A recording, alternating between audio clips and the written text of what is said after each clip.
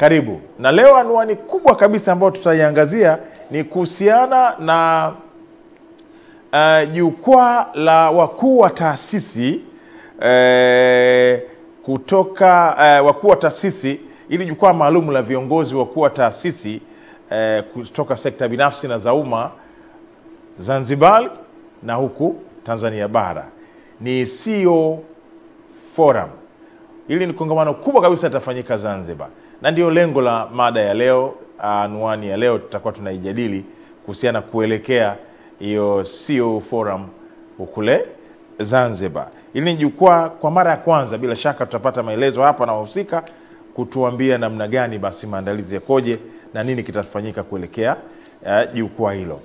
Lakini vile vile awali yoyote nikukumbushe tu tayari Papa amepatikana kule Vatican, na tunaye Robert Kardinali Prevost ambaye anatokea Chicago nchini Marekani. Amechaguliwa kuwa Papa baada ya kihudumu, anasema alikuwa kihudumu kama mkuu wa dikasteri wa kanisa kwa maaskofu. Prevost wakati huu ametumwa muda wake mwingi kutumikia nchi ya Peru na ana uraia wa Marekani na Peru na miaka 69.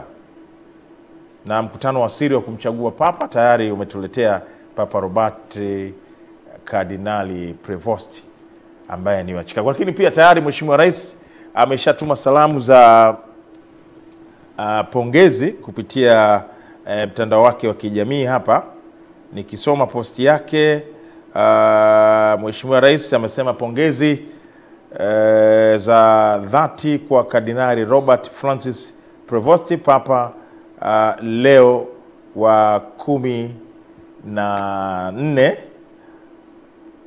kwa kuchaguliwa kuwa kiongozi wa kanisa Katoliki duniani. Kwa niaba ya serikali na wananchi wa Jamhuri ya Muungano wa Tanzania, anamtakia kila la kheri katika utumishi wake kwa kanisa na dunia kwa ujumla. Mwenyezi Mungu akusimamie na kukuongoza. Hii nimenukuu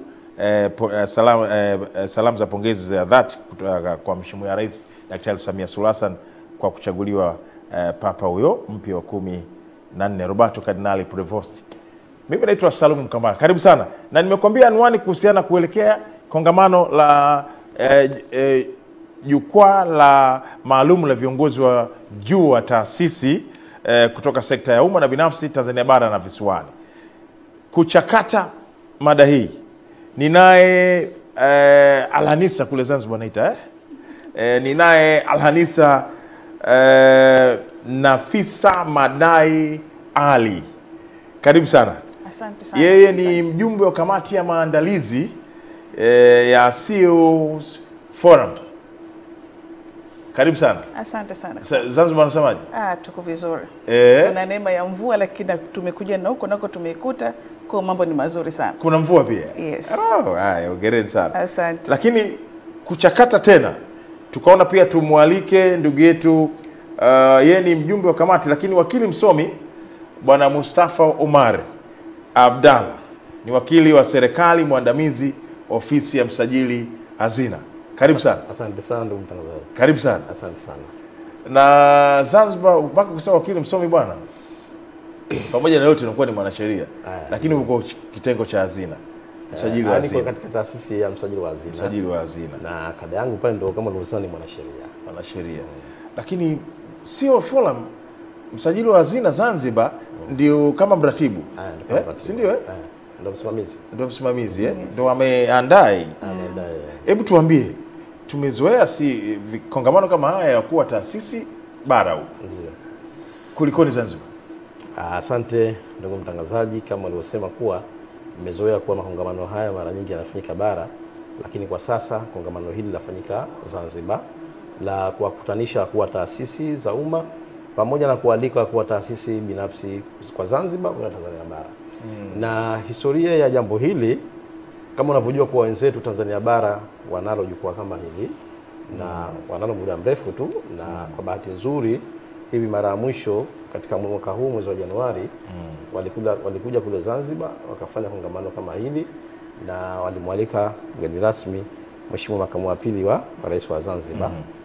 Sasa katika mazungumzo yaliyozungumzwa pale ikaonekana ni jambo jema. Sasa katoka agizo pale, kwa nini na nyie Zanzibar msiige jambo kama hili? Jambo zuri la kuwakutanisha kwa taasisi, kuzungumza maendeleo, changamoto pamoja na mashirikiano mbalimbali ambayo serikali kwa namna moja au nyingine wanayapenda mambo kama haya, kwa taasisi waweze kuyashughulikia. Kwa hiyo na pale msajili wa hazina wa Zanzibar alikuwepo. Kwa hiyo maagizo yale akachukua, kwa msajili wa hazina ni msimamizi wa hizi taasisi za umma kwa mujibu wa sheria namba 6 ya mwaka 2021. Anasimamia mashirika ya umma kule Zanzibar kwa upande wa uwekezaji katika taasisi za umma, lakini vile vile anazisimamia taasisi za umma katika upande wa usimamizi wa mali za umma. Kwa hivyo kulisimamia yeye katika kuwakutanisha kwa taasisi ikaonekana ni jambo jema, kwa sababu ndo mara ya kwanza, kwa ni jambo zuri kulisimamia ili kuweza kuliendeleza. Sasa baada ya kupata agizo hilo, tukaona iko haja ya kuwaita kwa taasisi wenyewe ili kuzungumza nao kwa pamoja na kuliratibu, na hatimaye wakakubali, ndipo mchakato ukaanza, na mpaka leo tuko katika hatua hii ya kuendelea kileleni. So kwa hiyo sasa hivi ni wakati wa kuwataarifu umma na dunia kwamba kuna jukwaa kubwa linakuja Zanzibar, na litakuwa endelevu.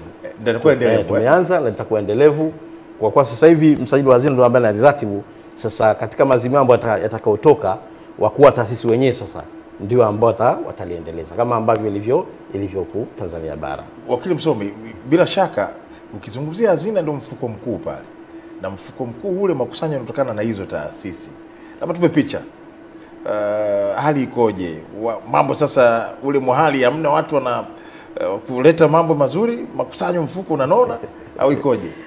Hali iko vizuri, kwa sababu kama ulivyozungumza kuwa msajili wa hazina mbali ya kusimamia hizi taasisi za uwekezaji za umma, lakini vile vile anasimamia mali za umma.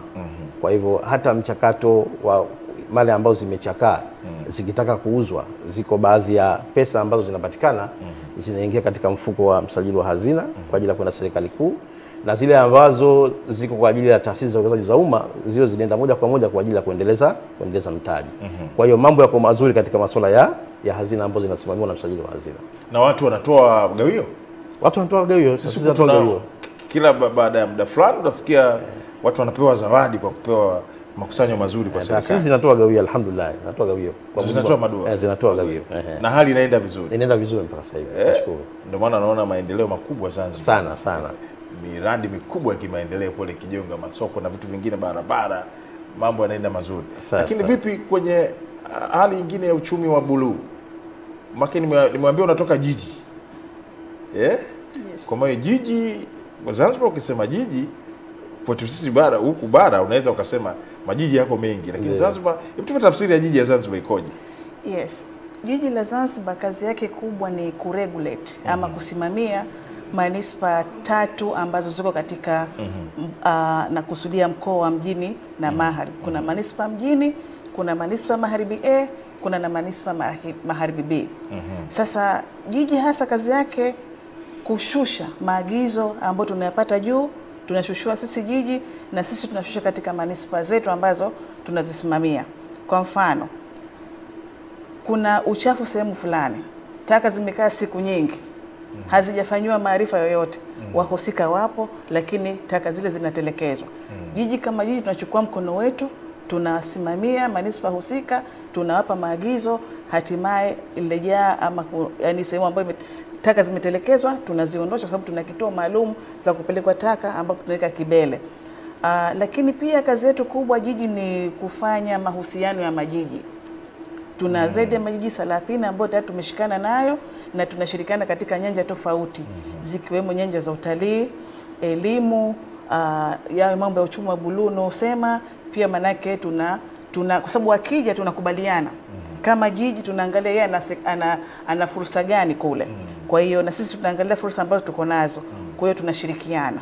Tutakwenda sambamba kwenye hili na hili na hili. Na wanapokuja sisi tukishafika katika meza yetu tunaangalia sasa hili la elimu linamhusu nani? Wizara ya Elimu. Tunalishusha kwa Wizara ya Elimu. Hili la uchumi wa buluu linamhusu nani? Wizara inasema masuala ya uchumi wa buluu. Hili la afya, yani sisi kazi yetu ni kukusanya, baadaye tukaregulate kwa watu husika, na ndio maana ya jiji. Jiji kama jiji hatuna, sisi pale Zanzibar hatuna source of income. Hatuna. Lakini manispa zetu wanazo vyanzo vya mapato. Sasa kama jiji kazi yetu sisi kufanya mahusiano tu. Vyanzo vya mapato tunasikia manispa. Kwa hiyo ndo maana ya jiji, na jiji limeanzishwa na Rais Dr. Shein kwa mantiki mazima kwamba huwezi kuwa na nchi bila kuwa na jiji. Kwa sababu tunaona wenzetu kuna maendeleo ya kimajiji, kuna mashindano ya kimajiji. Kwa hiyo na sisi Zanzibar tukaona ipo haja ya kuanzisha jiji, na tumeanzisha, na tayari hivyo tunavyokuambia kama tuko katika mahusiano ya nchi zaidi ya 30. Lakini pia unapotaka msaada kule kwa wenzetu, tunaambua hatuwezi kupeleka kwenye manispa, tunapeleka kwenye majiji. Manispa sasa, jiji sasa yeye ndo kazi yake zile misaada kushusha katika kuzitanya katika nani. Kwa hiyo nyinyi kwa Zanzibar ukisema jiji ni moja. Jiji ni moja, lakini manispa zipo tatu. Lakini mbali ya manispa kuna na halmashauri ambazo hazijafika kiwango, kwa sababu huwezi kwenda kwenye manispa kama hujafika kwenye kiwango cha manispa. Ndio unaanzia hizi halmashauri. Ukifika vigezo ndio unapandishwa kuwa manispa. Mfano kama Pemba tulikuwa tuna baraza la Chake Chake, baraza la mji la Chake Chake. Lakini limekidhi vigezo sasa hivi. Kwa hiyo limepandishwa kuwa na hadhi ya manispa. Lakini ziko na kuna wenye viti, kuna mamea. Kwa hiyo wenye viti wao kazi yao kusimamia hizi halmashauri, lakini mamea kazi yao kusimamia manispa. Yes. Kwa hiyo hilo jiji kwenye baraza hilo la jiji alihusiana na hiyo halmashauri ya Pemba. Zinahusiana kwa sababu kama jiji sasa hivi tumeanzisha chombo kinaitwa ZALGA, ni jumuiya ya serikali za mitaa ambazo tumewahusisha madiwani wote wa Unguja na Pemba. Kwa hiyo ni chama sasa yani madiwani sasa wana chama chao, jumuiya yao. Kwa hiyo wanaleta changamoto zao, na msimamizi mwenyekiti wa hiyo jumuiya ni meya wa jiji la Zanzibar, ambaye Mheshimiwa Mahmud yuko pale, ndo anakiongoza hicho chombo ambacho sasa hivi at least kama kutakuwa kuna shida ndogo ndogo zinaletwa pale kwenye chombo tunazitatua. Kuna katibu pale, kuna mwanasheria. Kwa sasa hivi at least kuna hizi issue ndogo ndogo, kwa sababu unajua madiwani hawakuwa na mishahara mikubwa. Kwa katika kilio chao kikubwa ilikuwa ni hilo. Kwa sasa hivi tumeanza kulishughulikia hilo, na tunashukuru kwamba rais wetu mpendwa Dr. Hussein Ali Mwinyi hana hinaya, hana hiana. Kwa hiyo analishughulikia kwa kina. At least wakitoka katika tamu hii yao waondoke vizuri. Sasa hivi wanamuelewa, maki mwanzo ulikuwa baba madaraja, si baba mabarabara. Hapana. Sasa hivi Dr. Mwinyi anaweza kuelewa, na si wao tu, bali hata wapinzani. Ukienda katika social media huko nje utakuta kwamba sisi tunampigia kura Dr. Mwinyi, lakini hatumpigii kura CCM. CCM nani? Ni Dr. Mwinyi. Kwa hiyo amekubalika kiufupi. Amekubalika sana Zanzibar, tunashukuru Mungu. Asante sana Bi Alhanisa Nafisa Madai Ali. Hebu tuambie sasa maandalizi yakoje ya kuelekea kongamano hili ambalo tuambie na muda litakuwa lini? Maandalizi yakoje? Maana sasa ndio tuko katika kuwafahamisha kwamba kuna kitu kikubwa kinakuja Zanzibar. Kitashirikisha pia bara. Na sasa ndio wakati wake wa kuwaambia. Nashukuru kwa vile naanza sasa kulizungumzia CEO Forum. Moja kwa moja na mimi ningependa kuungana na Watanzania wenzetu katika kuomboleza kifo cha baba yetu David Msuya. Lakini nije katika swali ulioniuliza, maandalizi mpaka sasa hivi yako vizuri. Yako vizuri asilimia 88.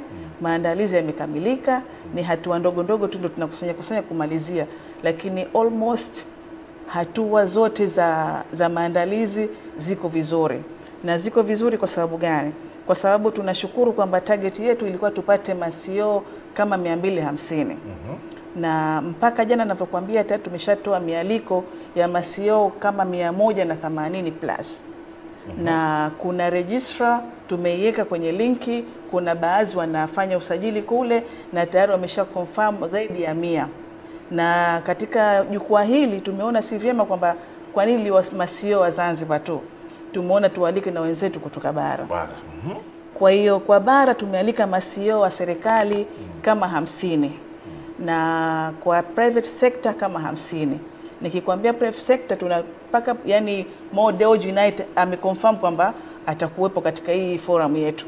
Kwa hiyo ni jambo la faraja manake ni jambo kubwa kupata mtu kama huyo, is not a joke. Yeah. Lakini pia maandalizi kwa upande wetu yanaendelea kunoga kwa sababu kuna vitu vingi sana tumeviandaa kwa ajili ya wakuu wetu wa taasisi. Makini nikizungumzia Mo Dewji Market atakuwa na Azam pia watakuwepo. Wote tumewalika. Wote tumewalika. Yaani nakwambia hii forum itakuwa ni aina yake. Na lengo manake kubadilishana mawazo. Kwa sababu tunajua sometimes kwenye taasisi za kiserikali na taasisi za binafsi kuna vitu havioani.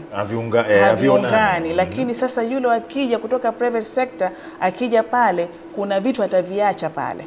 Kwa yule wa serikali atavichukua naye akavipeleka katika taasisi yake. Ndio ule sasa ukuaji wa taasisi kwa taasisi za serikali zinakuwa, kwa sababu tumezoea serikali ni taasisi ambazo zimelala.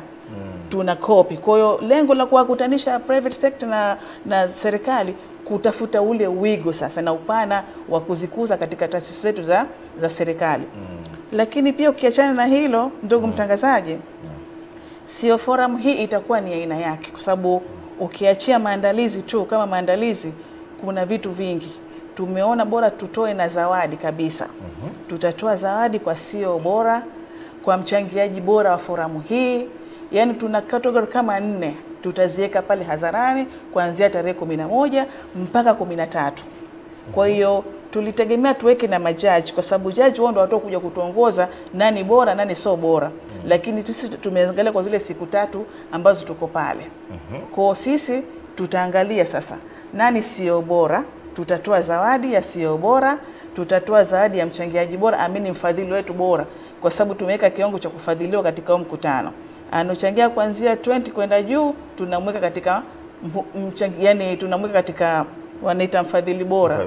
Yes, kwa hiyo huyo kwa ajili kama alifadhili vizuri ambaye tutampa airtime pale azungumze bila mgeni rasmi kama dakika 5, tutampa cheti maalumu wanaita trophy, tutatoa manake na zawadi kemkem.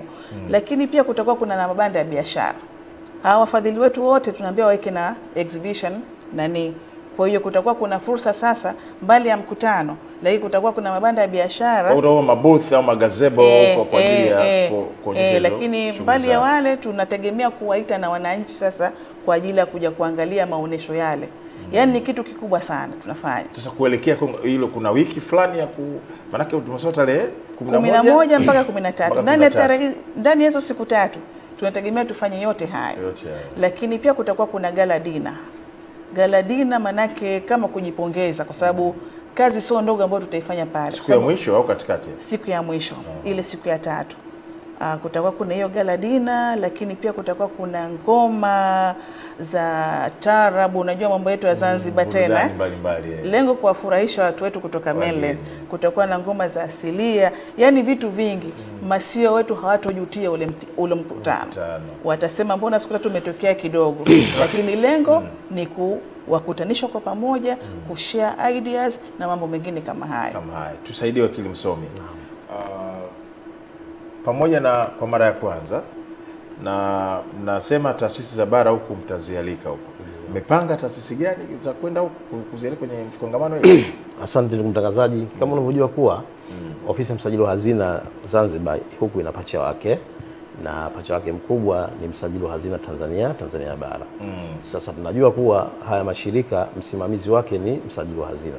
Kwa hiyo tulipochagua haya moja kwa moja tukampelekea msajili wa hazina kama haya ndio mashirika ambayo tunataka, na tumechagua mashirika 50 yale ambayo pacha kwa upande wa Zanzibar ili wapate vizuri kuweza kubadilishana mawazo. Yaani pacha kwa maana yanafanyana majukumu yanafanana. Majukumu yao yanalingana. Kwa mfano labda kuna TANESCO, kule kuna ZAWA. Kuna TBC, kuna ZESCO. Kuna ZECO. TANESCO kule ZECO. Kwa mfano kuna DAWASA, kule kuna ZAWA. Kuna ZAWA. Kwa wale mashirika huku kuna hii mamlaka ya viwanja vya ndege Tanzania, kule kuna mamlaka ya viwanja vya ndege Zanzibar. Kwa hiyo tumechagua yale mashirika ambayo yanaendana na upande wa Zanzibar. Na jukumu hili tumempa msajili wa hazina kwa sababu tunashirikiana naye karibu katika masuala mbalimbali ambayo inahusiana na masuala yetu kwa upande wa Zanzibar. Msajili wa hazina haupo sasa kwa bara. Hazina haupo. Aha. Kwa maana hiyo taasisi tunazotegemea za kutoka huku bara ni zile ambazo zinafanana shughuli zao. Kwa sekta binafsi hivyo hivyo. Kwa sekta binafsi sivyo. Sekta binafsi ni mchanganyiko. Ni mchanganyiko, na hiyo tumealika sisi wenyewe kama msajili wa hazina, na nyingi zimeconfirm kuwa zitakuja, ila zimegawika katika maeneo mbalimbali. Inaweza kuwa pengine mashirika ya simu, hizi television na makampuni mengine ya kibiashara, taasisi mbalimbali ambazo binafsi ambao kwa namna moja nyingine, na kule Zanzibar pengine nazo ziko pia, wanaweza kubadilishana mawazo katika sekta mbalimbali. Lakini kwa kuongezea hapo, ndugu mtangazaji, tukizungumzia hizo taasisi ambazo zina uwiano kati ya bara na Zanzibar, lengo kubwa hasa ni kuzidisha kuongeza ule muungano. Unajua tuna muungano ambao umewasisiwa na viongozi wetu wakuu waliopita. Kwa hiyo hatuna budi kuenzi ule muungano wetu kabisa. Kwa hiyo kukutana kwetu pale tunahudumisha ule muungano wetu ambao tuko nao tokea tumeasisiwa na viongozi wetu. Yes. Kwa hiyo kuamini pamoja na muungano, lakini pia kubadilishana uzoefu, sio? Yes. Kwa sababu unaweza kukuta jinsi mnavyofanya kule huku kuna utofauti kidogo, au huku wameendelea kidogo, au huku wameongeza teknolojia. Hilo ndo lengo kubwa. Yes. Ndio Kwa hiyo mnataka ule uzoefu upatikanike kule. Kabisa, au inawezekana pia huku bara. Kabisa. Yaani lengo ni manake kubadilishana mawazo. Wakulu achukue ya huku achukue ya kule. Hilo ndo lengo kubwa. Mmesema kwamba kutakuwa kuna tuzo mbalimbali, nimesikia. Yes. Kwa maana yake kwa yule mfadhili au yule, lakini hizo tuzo ni kwa ajili ya hili forum au kwamba tumezoea hapa msajili wakati mwingine anatoaga vyeti kwa yule aliyefanya vizuri labda kwenye gawio, si ndio? Hilo linahusiana na hilo? Hizo tuzo zinahusiana moja kwa moja na ile jukwaa. Lakini sasa tutaangalia hizi taasisi katika majukumu yao ya kazi, kutoka katika taasisi zao, sio yupi ambaye amefanya vizuri. Na takwimu hizo sisi kama msajili wa hazina tunazo. Tunajua mtu ambaye ametoa huduma vizuri, labda mtu amekusanya mapato vizuri, au amepeleka mchango vizuri serikalini. Kwa hivyo wote tunakuwa tunaangalia. Vipi kwa upande wa mapokeo sasa, kwa upande wa mfumo kabisa kwa wananchi na kwa ujumla wote? Mapokeo yako mazuri. Kwa sababu kama nilivyosema mwanzo kuwa jukwaa hili mbali ya kuwa limetokana na chimbuko la Mheshimiwa Makamu wa Pili, kutokana na chimbuko lile la masio wa Tanzania bara ambao walikutana kule Zanzibar, lakini tuliwajumuisha masio wa Zanzibar wakakubali hili.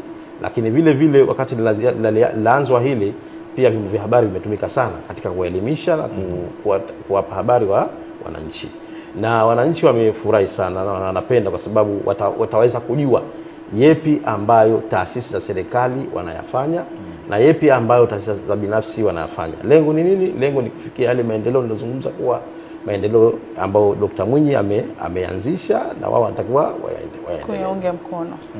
Yes. Na vile katika kongamano hili, kauli mbiu ya kongamano hili ni uongozi bunifu na mashirikiano ili kufikia maendeleo endelevu Zanzibar, ambapo lengo lake hasa kauli mbiu hii ina mambo matatu. Uongozi bunifu, kwa maana kwamba viongozi hawa wanapofika katika taasisi zao, whether binafsi au za serikali, lazima wawe wabunifu katika zile shughuli zao. Sio kila siku taasisi ina mambo yale ambapo pengine mtangulizi aliacha na yake akaendeleza yale, hakuna kitu ambacho kakibuni. Lakini vile ushirikiano, natakiwa kuna mashirikiano, kwa sababu Waswahili wanasema kuwa ukitaka maendeleo uende na wenzio, lakini ukitaka kufika haraka unaweza kwenda peke yako. Kwa hivyo mashirikiano ni muhimu katika kufikia maendeleo. Na mwisho katika kauli mbiu kuna swala la maendeleo. Kwa hivyo haya kifanyika, uongozi bunifu ukifanyika, mashirikiano yakifanyika, ndipo maendeleo yanapatikana katika sekta mbalimbali. Kwa mfano kama unavyoona sasa hivi kuna sekta ya miundombinu inaendelea, kuna sekta ya uchumi wa buluu inaendelea kule, kuna sekta ya elimu inaendelea. Haya yote yanatokana kutokana ule ubunifu na mashirikiano. Kwa hiyo ndio maana wa viongozi wa taasisi wakasema kauli mbiu yetu ya mwaka huu iwe hiyo, kuwa uongozi bunifu na mashirikiano ni muhimu katika kufikia maendeleo endelevu Zanzibar. Vipi hali ya muhali iliondoka mwanzo? Mheshimiwa Daktari Hussein alijitahidi Walipambana nayo vipi bado? Umeondoka. Mwali hamna sasa. Watu mnaadhibiana kama mtu hawezi. Tunafanya kazi vizuri sana. Vizuri kwa sababu unajua mtu mwanzo anakuwa hajui lengo la kiongozi ni lipi. Lakini baada ya kuona yale mambo ambayo yanaendelea na yanafanyika kwa haraka kila mtu amepiga wow, anashangaa. Kumbe haya ndio ambayo Dr. Mwinyi ni lengo lake kuyafanya. Kwa sasa hivi sote kwa pamoja, wapinzani na wanachama Chama cha Mapinduzi wanaunga mkono. Ndio maana wanasema kauli mbiu yao tena mitano tena. Mitano tena huko mitano tena. Sawa. Lakini tusaidie kitu kimoja. Upande wa kwa ujumla. Mgeni rasmi kwanza nani? Mgeni rasmi katika kongamano hili anatarajiwa kuwa makamu wa pili wa rais wa Zanzibar, ambaye ndo muasisi wa hili jambo. Kwa hivyo tumemchukua yeye ili akashuhudia jinsi gani vijana wake walivyotekeleza agizo lake. Na yuko tayari kwa sababu yeye ndio alitaka iwe hivyo. Lakini kuelekea huko sasa, hali mmepangaje hawa wageni kwa mfano wanaokuja pamoja na kuingia kwenye kushiriki kwenye kongamano, lakini vile kutangaza labda fursa na mbalimbali za ikiwezekana za kitalii na mambo mengine, mmepangaje hiyo hali kama hiyo? Unakusudia kuwa labda kutakuwa na utalii wa ndani wa kutembea labda mtu apeleka kutokana na shughuli ambazo ziko nyingi kwa hizi siku tatu, kwa sababu mbali ya vitu ambavyo amevitaja mwenzangu Nafisa hapa, mbali ya ufunguzi wa siku ya kwanza, lakini vile kutakuwa kuna mada ambazo zitakuwa zinawasilishwa katika njia ya wote masio, lakini wakati mwingine wanaweza kugawanyika, huyu akasikiliza mada hii na huyu akasikiliza mada hii. Yaani kwa kuna chambers. Sasa hii itawafanya wao watakuwa hawana nafasi ya kwenda kutembea sehemu nyingine nje ya Zanzibar. Na ndio maana siku ya mwisho ili kuwatoa uchovu ndio tukasema yote tuweke yoga na dina, ambapo utakuwa usiku wa kujipongeza, lakini ndani ya usiku huo vile kutatoka masuala ya zawadi kwa masio bora, kwa taasisi bora, kwa yule mdhamini bora na wengine mbalimbali. Kwa hiyo kwa siku tatu hizi watakuwa hana pala pa kwenda. Wao watachosikiliza ni zile mada ambazo zitakazowasilishwa na kutoa michango mbalimbali na mwisho kufikia maazimio ya yale ambayo wameyapata kwa muda siku tatu. Labda kwa kuongezea hapo ndugu mtangazaji, kikubwa chingine zaidi tulichokiona kwa jukwaa hili ambalo linakuja Zanzibar, nilikwambia kwamba tumewatoa watu zaidi ya 100 kutoka bara huko. Yes, hii ni fursa pekee ya kuongeza uchumi wetu wa Zanzibar. Kwa sababu naamini kwa siku tatu watazokaa pale, watafanya utalii wa ndani, hata kama hauko official, lakini mmoja anaweza akatoka. Lakini pia watakaa kwenye hotels, kwa hiyo ule uchumi wa ndani automatic utaongezeka. Kwa hiyo watu 100 si kidogo kwa waleta sehemu moja kwa wakati mmoja. Kwa tunaamini kwamba uchumi japo kwa asilimia ndogo utaongezeka kwa siku tatu zile kwa kisiwa chetu cha Zanzibar. Kwa hiyo na utachangamsha pia mji. Utachangamsha mji. Sana. Lakini hali mmejipangaje sasa katika kuhakikisha labda pamoja, unajua unapokea wageni ile mipango facilitations ile kwa ujumla, sehemu za kufikia wapi hivi na nini, hiyo mipango sehemu za kufikia zipo nyingi, lakini tumeweka uhuru wa kila CEO ambao hususan wale ambao wanatoka nje ya Zanzibar kuchagua mahala ambapo yeye mwenyewe anapenda. Kwa maana kwamba wapo ambao watafikia hoteli za karibu pale za pahala ambapo tukio linafanyika ni Golden Tulip pale airport, lakini na wako ambao wataamua kufikia maeneo Forozani ili baadaye kupata mambo ya urojo. Na wako ambao wataamua kufikia labda nje ya mji ili kuona mambo mengine ya kule Zanzibar. Kwa hiyo swala la kufikia hoteli gani, hiyo tumeyapa uhuru. Na bahati nzuri masio wetu wengi kutoka mainland wenyeji sana Zanzibar. Wanakuja sana. Sio umedumishwa ule muungano. Muungano umedumu asilimia 100. Kwa hiyo ni wenyeji, kwa tumwachia huru kwenye sala hilo hapo. Wenyewe waji. Hasha pengine wengine tayari wanawake kule. Ndio nakwambia wa muungano. Sio lazima afikie hoteli. Ndio. Na ule muungano ndio kwa naozungumzia. Sawa. Kwa hiyo unataka kufikia nyumbani. Kwa katika eneo hilo tumwachia huru. Muachia. Lakini sehemu pia mmewaambia zipo. Sehemu zipo tumwatafutia, lakini kwa yule ambaye anahitaji. Asiohitaji hatuwezi kumfunga. Awe huru. Muhimu ikifika asubuhi aje katika kikao, mambo mengine apate yaendelee. Kwa upande wa hizo kongamano kuna mijadala, sio? Yes. kama mnaweza mkajua au kama nyinyi ndio waandalizi, kuna vitu gani ambavyo zaidi vitakuwa vinajadiliwa au agenda zina nini vitu kama hivi? Kuna mada mbalimbali ambazo zitazungumzwa. Kuna mada ambayo itazungumza masuala ya uongozi, lakini kuna masuala ya utandawazi, lakini kuna mada ambayo itazungumzwa mkuu wa taasisi anatakiwa aweje, awe ana vigezo vipi. Kuna mada ambazo zitazungumzia masuala ya sheria, jinsi gani mkuu wa taasisi anatakiwa awaongoze katika masuala ya sheria watendaji wa chini, watendaji walio chini yake. Kwa hiyo kuna mada ambazo zitazungumzia masuala ya agenda, kwa sababu tunajua mmoja miongoni mwa changamoto ambayo ipo, masio wengi ni wanaume. Tumefahamiana. Kwa hiyo pia itazungumzwa umuhimu wa masio na wanawake angalau kufikia ile asilimia ambayo inatakiwa. Kwa hiyo kuna mada sipungui kama 12 zitazungumzwa siku tofauti. Kuna mada nyingine ya akili mnemba, mambo ya emotional intelligence, yani na wataalamu ambao watazungumza hiyo, wako ambao wanatoka Tanzania bara ni masio hao, na wako ambao wanatoka kule Zanzibar, na vile vile kuna mchanganyiko, wako ambao wanatoka katika sekta za umma na wako ambao wanatoka sekta binafsi, ili kufanya ile mchanganyiko na ladha mijadala iwe mizuri. Lakini vile vile nimesahau kuna mada muhimu ambayo itazungumzwa masuala ya ubadhirifu na udanganyifu katika taasisi za umma. Kwa bila shaka msajili wetu Mchecho atakuwepo. Tulipata habari kwa atakuja mwakilishi wake. Sio atakuwa na masuala mengine. Alikuwa na majukumu mengine yametingwa. La tumezoea taasisi zinakuwa na bodi. Ndio. Na kwenu hivyo hivyo. Vipi watakuwa tu wakuu wa taasisi au na wenye vitu vya bodi nao wataambatana nao? Asante. Mwanzo ili kongamano tulikusudia kwa wakuu wa taasisi, kwa maana kwamba wale watendaji, lakini mara baada zile taarifa kuenea wenye vitu wa bodi nao wakaingia choyo. Wakasema itakuwaje kwa kuna swala kama hili alafu na sisi hatupate angalau mwaliko. Kwa hivyo tukatoa ruhusa room, tukawalika nao wenye viti just ile kuja kushuhudia. Lakini huko mbele tuna mpango wa kufanya kuwa hili liwe kwa masio pamoja na wenye viti wao. Lakini kwa sasa watakuwa kama ni waalikwa tu wenye viti. Makanisa katengeneza nongwa bwana.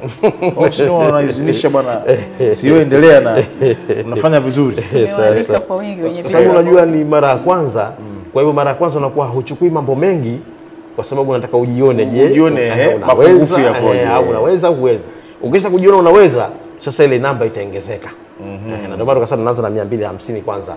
Lakini kwa tuna uwezo wa kuanza hata na 500. Kusema kwa vile mara ya kwanza tuanze na 250 na tuanze na masio, lakini tuwape mialiko hao wenye vitu wa bodi wajoangalie masio wao wanafanya nini. Kwa watakuja. Na tumetoa mialiko hiyo wenye vitu wa bodi. Kwa namba sitaongezeka sasa? Namba yetu ni ile ile. Ndani ile 250. Kwa maana hiyo kwani Zanzibar pekee ukisema taasisi ziko ngapi? Taasisi ziko zaidi ya 100. Zaidi ya 100 Zanzibar pekee yake. Ziko 100. Na sekta binafsi na umma au? Hiyo ni sekta za umma. Sekta za umma ziko taasisi 100. Sekta binafsi wao wanajua wenyewe, ziko nyingi na ziko nyingi. Inawezekana pengine zikatupita sisi. Kwa sababu kuna makampuni mengi ambayo yamesajiliwa na msajili wa makampuni pengine na taasisi nyingine mbalimbali binafsi. Kwa hiyo zinaweza kuwa ziko nyingi sana sekta binafsi. Kwa hiyo mmepiga hesabu wale 100 wa kwenu, wengine mkaongeza 50. Si ndio? Wa Zanzibar. Tuongeza 50 pengine Tanzania bara. Tukachukua 100 huko. Tuongeza 50 wa Zanzibar, tukaongeza na wenye viti. Kwa hesabu yetu ni ile ile 250. 250. Na kwa sababu hata watu tulioalika hawa hatujawalika wale wenye viti tulioalika. Hatujawalika wale wote wenye viti wa taasisi za umma ambazo zina bodi, hapana. Tumealika yale mashirika, kwa sababu msajili wa hazina nimekwambia anasimamia taasisi za uwekezaji za umma, kwa maana kwamba mashirika ya umma. Sasa yale mashirika ya umma ambayo anasimamia yako kama 17. Sasa wale wenye viti 17 ndio ambao tumewalika. Zile nyingine taasisi ambazo zina wenye viti wa bodi wao hatujawalika. Kwa sababu tumesema kwanza tuanze na hawa. Vipi nafasi yetu vyombo vya habari kwenye hili? Nafasi yenu kwa vyombo vya habari ama nafasi yetu, sababu mimi na mimi pia mwanahabari. Yes, ni mkuu wa kitengo cha habari pale Baraza la Jiji. Sawa. Hivi ninavyokuambia nimekuja na mialiko ya vyombo vyote. Na tukiondoka hapa na mimi na kuachia wasio. Yes, ile tumelizingatia sana. Yes, tumewalika.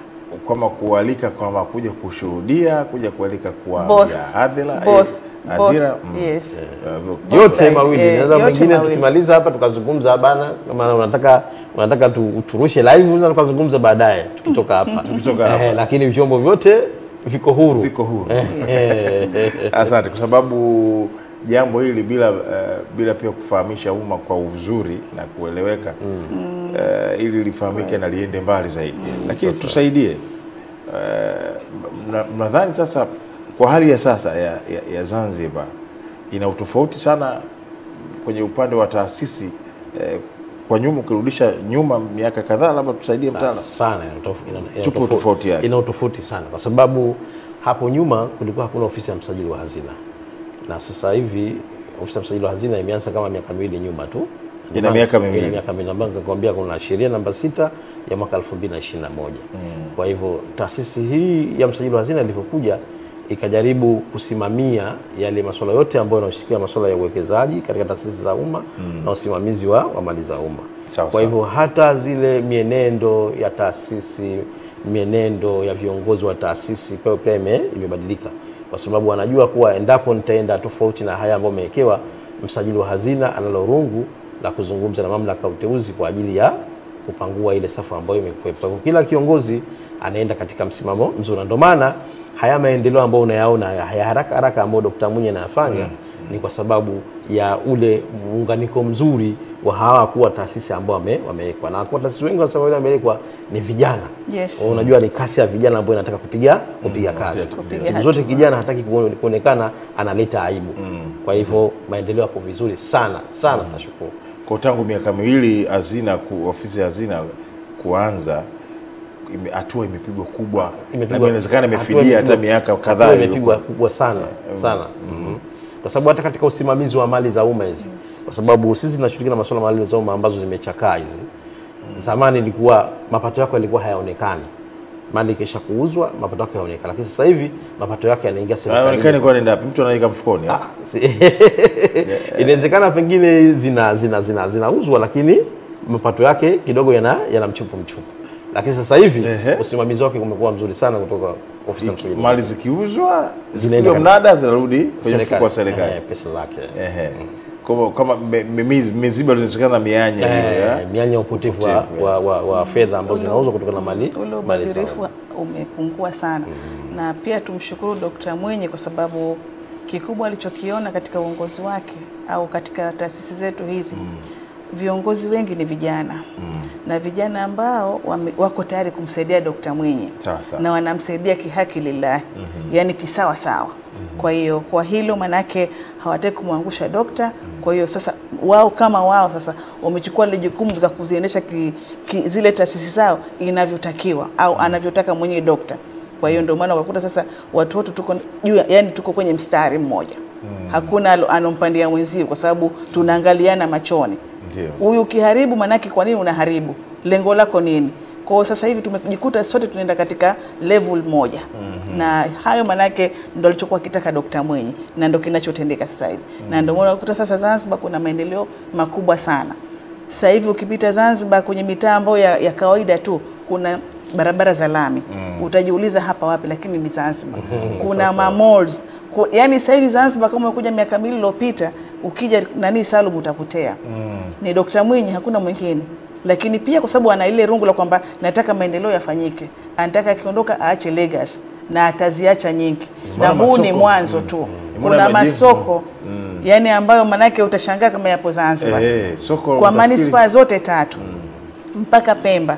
Yani yule bwana ameupiga mwingi, haki yake apewe. Ya wanasema Swahili mnyonge mnyongeni, lakini haki yake apewe. Na tunampa kikweli kweli. Na Wazanzibari safari hii wameamua hawatofanya makosa. Hataki kuangalia kwenye mambo ya siasa, lakini yani iko hivyo manake, iko hivyo. Si wewe unawasikia wananchi, kwa unachosema ni kile unawakilisha wananchi kabisa. Tazamaji, tupo sema kweli mubashara, na leo kubwa zaidi tukizungumzia kuelekea kongamano la jukwaa maalum la viongozi wa juu wa taasisi kutoka sekta za umma na binafsi Tanzania bara na visiwani, CEOs, Zanzibar CEOs Forum nafanyika hivi karibuni kule Zanzibar la siku 3. Sasa kuelekea kongamano hili ambalo litafanyika mwezi huu, sisi hapa ndo tunaangazia maandalizi na vitu vingine muhimu kuhusu ile kongamano. Na hapa studioni naye Alhadisa Nafisa Madai Ali, yeye ni mjumbe kamati ya maandalizi ya CEOs Forum, lakini vivyo mwanahabari iko pale jiji la Zanzibar, baraza la jiji Zanzibar. Lakini naye na wakili msomi hapa bwana Mustafa Omar Abdalla, yeye ni wakili wa serikali mwandamizi lakini ofisi ya msajili hazina. Tukiangazia Zanzibar CEOs Forum, nini kitachotokea siku hiyo kwa mara ya kwanza, si ndio? Historia inajengwa, inaandikwa Zanzibar. Na siku zote watu wampenda kwa historia ianze vizuri. Ikianza vizuri inakuwa historia nzuri. Lakini ikianza vibaya inakuwa historia mbaya. Na kwa watu tena haikumbuki. Ni kweli. Lakini ikianza vizuri inakuwa katika akili za watu kila siku. Katika akili za watu Lakini vipi miezi hii ya 5 ndio mmeamua nye kufanyika wakati huu? Kwa sababu kama nilivyokuambia kuwa agizo hili tumelipata kwa sababu kule baraza la wakilishi ndio limeanza jana Jumatano. Kwa litakutana kwenye wakati, ndio ndio linaendelea sasa hivi. Linaendelea. Na tumeanza kipindi hichi kwa sababu maana kwetu kuna bunge la budget inaendelea. Na sisi tumeanza jana budget. Baraza la budget. Tumeanza kusoma kama wa pili. Sawa. Tumeanza kipindi hichi kwa sababu najua huko mbele mchaka utakuwa mkubwa. Na tukasema ili sasa wakuu wa taasisi waweze kukutana, tusilihairishe kwa sababu ni mwaka wa uchaguzi, tufanye kabla ya uchaguzi. Ndio maana tukasema tufanye mwezi wa 5 kwa sababu mwanzo baada ya kupata ile agizo tukakaa tukasema kweli itawezekana ndani ya mwaka huu, kwa hiyo tusilifanye mwakani. Sema hapana, kwa sababu hili ni agizo la kiongozi mkubwa na ofisi ya msajili hazina ni moja miongoni mwa majukumu yake kwa wakuu hawa taasisi, kwa hiyo tufanye kabla ya mwezi wa 7. Kwa hiyo tukaamua kufanya huu mwezi wa 5. Na inawezekana pengine mwakani tena ndio likaanza kuendelea moja kwa moja katika miezi ambayo itapangwa vizuri. Inategemea na maazimio yale ya kikao hiki wataazimia vipi, kwa sababu watachagua mpaka viongozi. Kwa hiyo kwa sababu sasa hivi haliko rasmi. Kwa hiyo mkutano huu jukwaa hili pia ndio litasimika viongozi rasmi. Kwa sababu wenzetu Tanzania bara jukwaa hili wanalo rasmi. Lina mwenyekiti, lina katibu, lina wajumbe wake. Mwanzo walianza kama hivi ambao tumeanza sisi, baadaye wakalisajili rasmi na wana kila kitu chao. Sasa na sisi huko mbele hapo katika jukwaa hili, katika maazimio ambayo taazimia, moja ni kulisajili rasmi. Na ndio maana nikasema kuwa baada ya msajili wa hazina kulifanya katika kipindi hichi, sasa hivi wataachiwa masio wenyewe. Walishughulikie wenyewe, kwa maana kwamba ndio ambao watachagua viongozi wao, watakwenda kulisajili na kufanya shughuli zao mbalimbali. Watakuwa na vikao wenyewe vya kukutana ama kama kila baada ya miezi 4 au kila baada ya miezi 3. Lakini tena baadaye mwisho sisi tutakuwa kama waalikwa. Msajili wa hazina kwa kama mwaliko katika kwenda kushuhudia yale ambayo tuliwaachia waendelee. Kwa nyinyi hazina, msajili hazina kama ameanzisha mwendo. Kama mtoto yani tumeanza kumsimamisha. Hakisha kusimama naambia haya tembea mwenyewe. Kwa maana kutakuwa kuna uchaguzi kwenye kongamano hili. Hakuna uchaguzi. Wataazimia kwa hili sio forum sasa irasimishwe rasmi, kuwe kuna viongozi wa mpito. Kwa sababu hivi ninavyokuambia yuko mwenyekiti wa muda wa sio forum. Lakini kutokana na majukumu mengine ndio akajapata nafasi ya kuja. Ndio ambao umemuona hapo Juma Burhan, ndio mwenyekiti wa muda. Mwenyekiti wa muda bwana? Juma Burhan. Juma Burhan sawa. Kwa hiyo mwenyekiti wa muda sasa hivi yupo. Kwa hiyo kongamano likishakumaliza, mwenyekiti wa muda ataunda timu yake kwa ajili ya kuliendeleza mwakani. Sasa wao ndio ambao tulifanya, watamwalika ofisi ya msajili wa hazina kama mlezi, ili kwenda kushuhudia yale matunda ambayo wameanzisha kweli vijana wake wameendeleza. Nafikiri kwa Zanzibar, kwa mtu wa bara uje Zanzibar anaifikiria kama ni kasehemu kadogo hivi. Sasa unaniambia kuna taasisi 100 na zaidi ya 100. Kwa mtu anapata picha kumbe ni sehemu ambayo ina nafasi kubwa mno sana. Lakini kwa taasisi maanake kuna inawezekana kutoka kuna mamlaka sio mbalimbali. Maana yake tunasema kwenye mfumo ule wa utendaji wa shughuli, ukusanyaji wa fedha na nini, kibajeti. Ndio. Kwa hiyo kuna hizi taasisi zimeweza kusaidia kwa kiasi kubwa kwenye wizara husika kwenye ukusanyaji wa mapato na vitu vingine. Sasa kwa sababu kila taasisi ina wizara yake. Ina wizara yake. Na sasa hivi ndio kwenye bunge hilo la kwenye baraza la wawakilishi ambao baraza la budget. Labda tusaidie. Sisi kwetu huku tuna utaratibu CAG, mkaguzi mkuu anatoaga taarifa za makusanyo na vitu vingine, na hati pia kutolewa zile hati chafu zenye mashaka na za vitu kama hivi. Wewe uko hazina pale unaelewa hivi. Kwa ukule utaratibu ukoje? Utaratibu ndio kama huko. Kwa CAG kashatoa sasa hivi. Kashatoa taarifa yake CAG, kwa sababu taarifa yake CAG anaiwasilisha kwa Mheshimiwa Rais na anaisoma pale mbele. Baadaye taarifa ile inapelekwa baraza la wawakilishi kwa ajili ya kujadiliwa. Kwa hiyo yote ishafanyika. Imeshafanyika. Picha ikoje? Picha iko vizuri. Unajua tukali nilivyosema kuwa miaka nyuma na sasa hivi kila mtu anachunga ugali wake. Kwa hivyo hakuna ambaye anataka ugali wake uondoke. Kwa hivyo mambo yameenda yako vizuri. Kila mtu anataka kukosea. Na kila mtu anataka kukosea. Ingawa katika watu wasafi na wachafu watakuwemo, lakini sio wengi kama vile ambavyo zamani tulizoea. Yaani sio mbaya. Kila tukienda mbele kama alikuwa 10, kila tukienda mbele wanapungua 3, wanapungua mwisho watabaki 2 au watabaki 1 na yule mmoja anajirekebisha, tutakuwa sote tunaenda vizuri. Kwa sababu ni mata ya kufuata utaratibu tu. Hizi sheria zipo za matumizi ya fedha na usimamizi wa rasilimali watu. Kwa hiyo viongozi wakazitumia vizuri, basi hakuna mtu ambaye atatoka na hati chafu. Ni kufuata utaratibu. Au jiji wapo. Jiji baraza la jiji. Jiji tunakwenda vizuri mpaka sasa. Tunaenda vizuri ndio. Jiji wanahakikisha kuwa Zanzibar inakuwa safi. Inakuwa safi ili wageni wakija nasema kweli Zanzibar njema, atakaye aje na hali ya usafi inakuwa nzuri. Inakuwa nzuri. Vipi, kuna sheria kule? Ni kweli Zanzibar ukifika kuna usafi? Ni moja ya tunasema ni kwa sababu ya sheria kali au kwamba utamaduni tu? Watu wamezoea kuwa wasafi. Ni utamaduni. Ingawa sheria zipo lakini utamaduni. Kwa sababu sometimes unaweza kuwa na sheria lakini mtu ikafika tabia ya usafi, basi hata zile sheria zikiwekwa ni kwa kazi bure. Lakini utamaduni wa kuwa mtu msafi ndio inapelekea kuwa mambo yawe safi. Hata nyumbani ikiwa umeoa mke ambaye ana tabia ya usafi, basi mambo nayo yatakuwa safi. Sasa kuelekea tena kongamano hili, nini wadau sasa mnawaambia sasa hivi? Hawa watu wa labda mnataka mnawaita wajitokeze kuwa sponsor au tayari mnao? Nini ambacho mnahitaji? Mnataka kabla fedha kiasi fulani, mambo mawili. Labda budget imepelea, jamani tunataka wadau mje mjitokeze, tusaidie. Bana Channel 10 mje pale mturushe live. Hatuna kitu.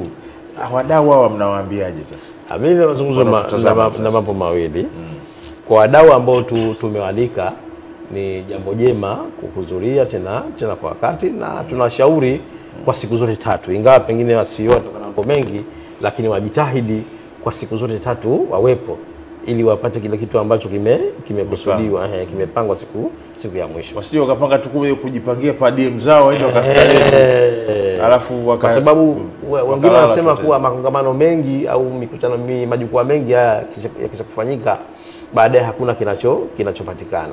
Yaani hakuna impact au impact. Sasa hii tumekusudia kuwa impact lazima iwepo. Na ndio maana ukasema kuwa changamoto ambazo tutajadiliwa pale na maazimio ambayo yatafikiwa yako ambayo yatagusa sio moja kwa ajili ya utatuzi, na yako ambayo yatagusa serikali kuu, yataenda kwa ajili serikali kuu. Lakini jingine nitoe wito kwa taasisi ambazo ziko tayari kwa ajili ya kwenda kufadhili. Bado milango ipo ya ufadhili. Na tumesema kuwa kila ambaye atafadhili juu zaidi, basi ile shughuli yote tunamwachia yeye aonekane pale mbele. Kama main sponsor. Si ndio kwenye bango pale anakaa nyuma. Channel 10 main sponsor. Kwa hiyo room ipo na kujisifu mbele ya mgeni rasmi.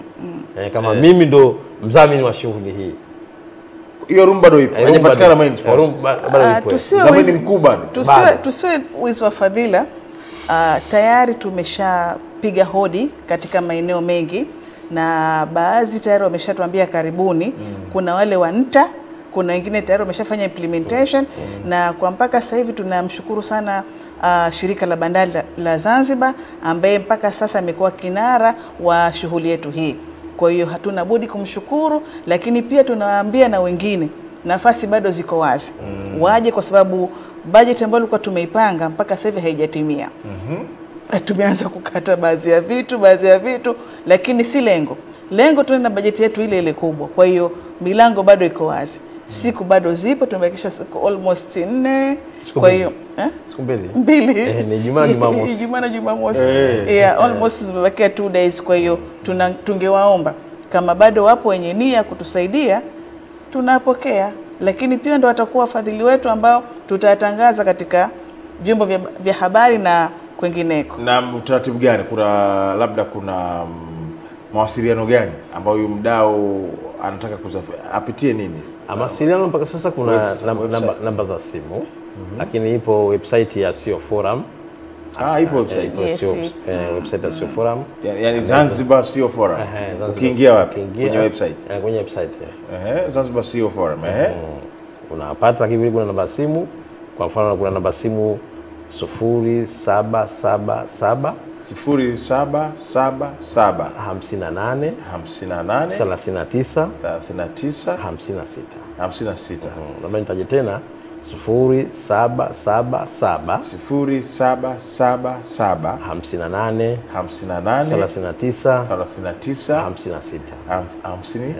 56. Piga hiyo basi kila kitu kitakuwa confirmed. Kwa hiyo huyu akipiga simu anetutazama anakutana na waratibu na anaweza akataka kuchangia chochote. Amepanga mafungu gani? Chochote.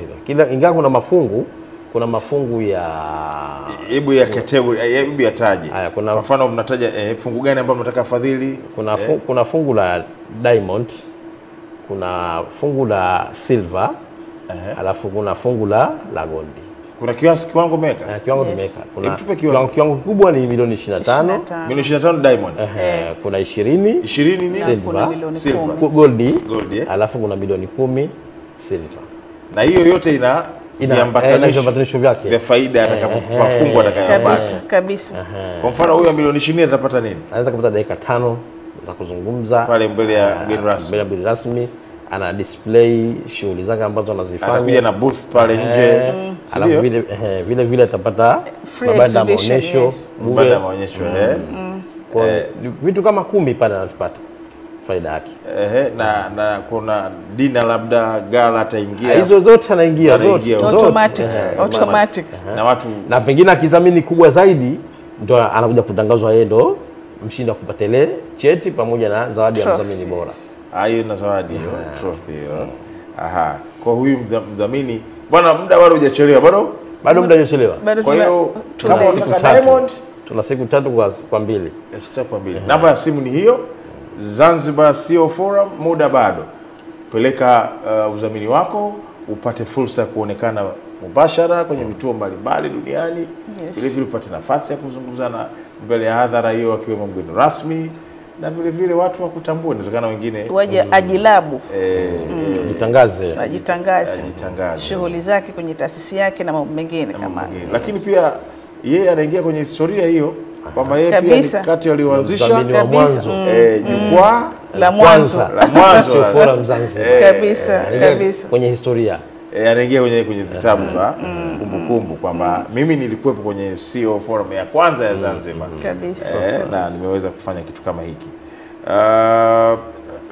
Labda pamoja na yote wadau kuwaambia hivyo Watanzania kwa ujumla, wa bara na visiwani, mnatuambiaje? Watanzania kwa ujumla ambao watakuwa hapati fursa ya kuja kule, wao wanaruhusiwa kuangalia katika televisheni zao au katika vituo vya radio, katika mitandao. Tutakuwa tunaruka live. Tutakuwa live. Kwa hivyo waweze kuangalia wakuu wao wa taasisi jinsi gani walivyokutanishwa pamoja na jinsi gani wanashiriki katika mijadala mbalimbali ili kuwaletea maendeleo ya jamii kwa ujumla pamoja na taifa kwa ujumla. Lakini pia kuacha kufanya kazi kwa mazoea. Wasaidie wakuu wetu wa taasisi, kwa sababu bila wao wakuu wetu hawezi kufanya kazi.